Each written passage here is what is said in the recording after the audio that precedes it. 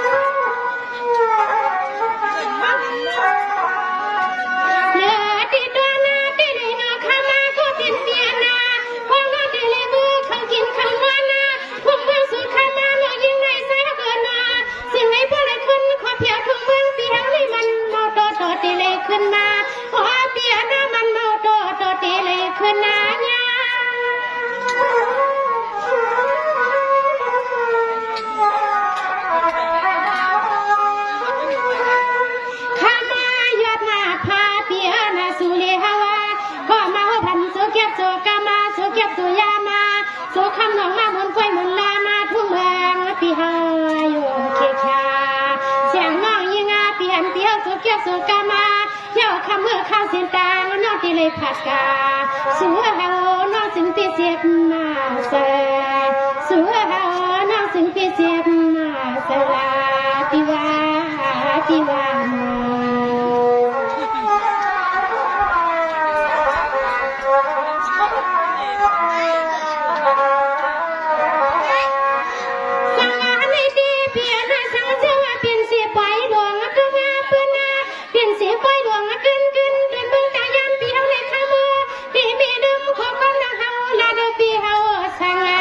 สัวขึ้นพี่ขึ้นหลงนวลน้องมา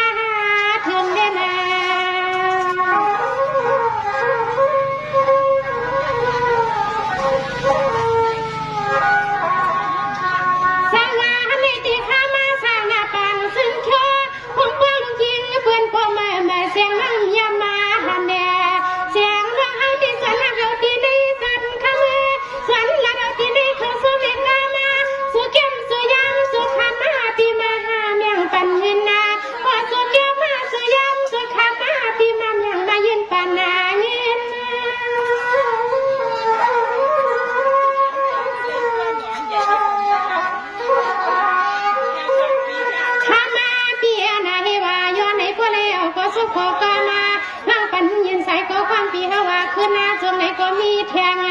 ในเลยย้อนผิดบางน้ำเฮาเลยเกิดหมูเซาทุ่งเมืองปีเฮาวันไหนฮาเลอปีมัวคือเมืองวันนี้เฮาน้องไปเสียงเมื่อเลือนมาสู่ฟังเพื่อเฮาน้องยิงปีเปิดเสียงเมื่อเลือนสู่ยกปี